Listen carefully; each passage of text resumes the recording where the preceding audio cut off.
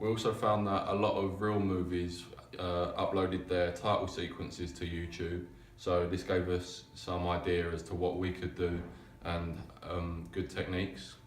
We used YouTube as well to research about the BBFC ratings, because we found that a lot of people had uploaded YouTube videos, which was just in general to help, but we found that it worked with our coursework. Blogger. We found that by looking at previous groups' videos and their posts that we could get a lot of inspiration. We found that it also helped to see the kind of standards that needed to be reached if we wanted to get good grades. We also found that there was a lot of people's videos on there, and again this gave us ideas as to what we could do.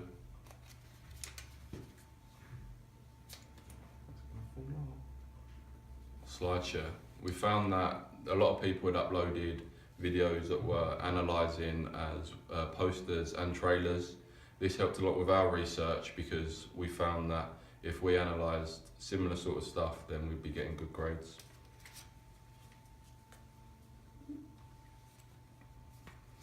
Google. This helped a lot as a search engine because a lot of things that we needed to learn about were on there. We researched a lot of the posts we needed to do before doing them to see if there was anything that was on the internet that could help us.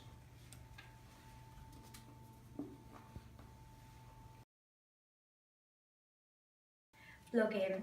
One of the main technologies we used for our blog was Blogger, as it is a blogging site which allowed us to upload the process of us making our thriller film. Voki. Voki is an online website which allows you to type in information to which a character will then speak the words that you write. We use this for more smaller blog posts as it allowed for us to condense information down, and it was a fun way that we could present different information that we wanted to get across.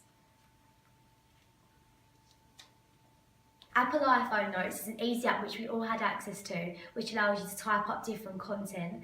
This was a good app for posting location plans when we wanted to show screenshots and just small pieces of information again of where we was going to film, or I know I personally used it when we had problems with our prelim and we had to change it, so I typed up the problems with our prelim along with the screenshots in this and then uploaded it. Padlet is another online website which allows you to share information and images on a large on-screen website, which allows you to change the size of the text, the colour, and also adding pictures. I used this for a location call sheet. I put in a picture of the location and then I wrote the information about what it was and how we used it. It's a nice way to present information easily and it looks quite photogenic.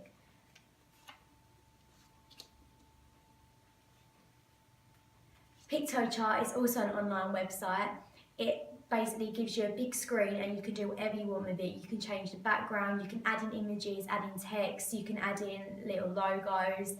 It's good for presenting large pieces of information, good for when you want to jazz up an essay type of post. However, I know personally I did have problems with it because it kept freezing, wouldn't let me change the size and images, but when it works, it is a really good site and it does make really good blog posts.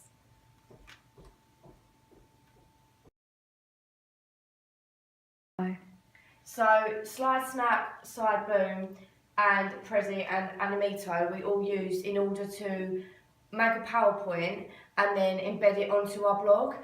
This was just a more creative way of doing a PowerPoint. It gave a lot of information. Prezi was my favourite because you could do a pathway and it was more of a journey rather than just flicking through a slideshow. You could add pictures, you could add text and colour, different backgrounds.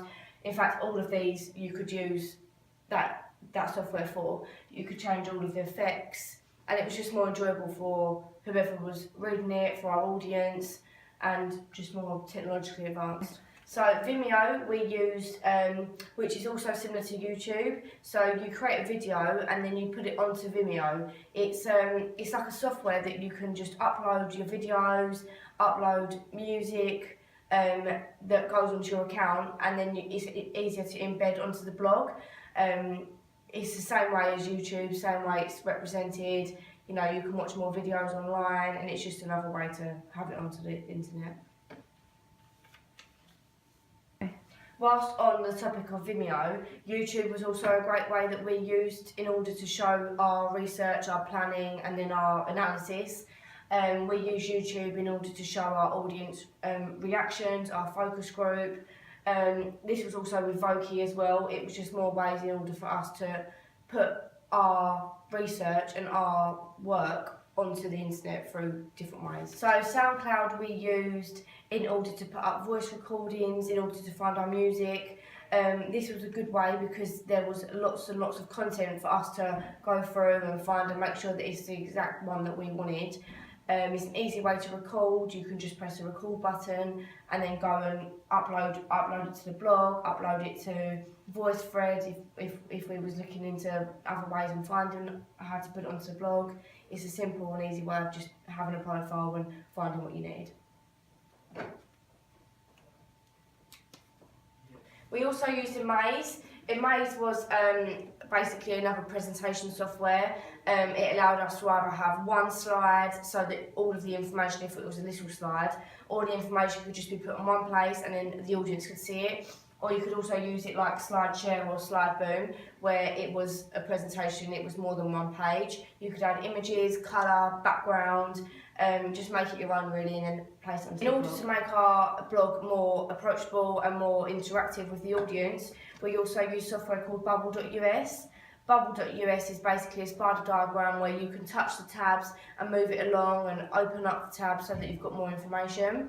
It's an easy way to add lots of information in a condensed space so that the audience isn't having to read loads and loads of stuff. It's just all simple and they're all in one place.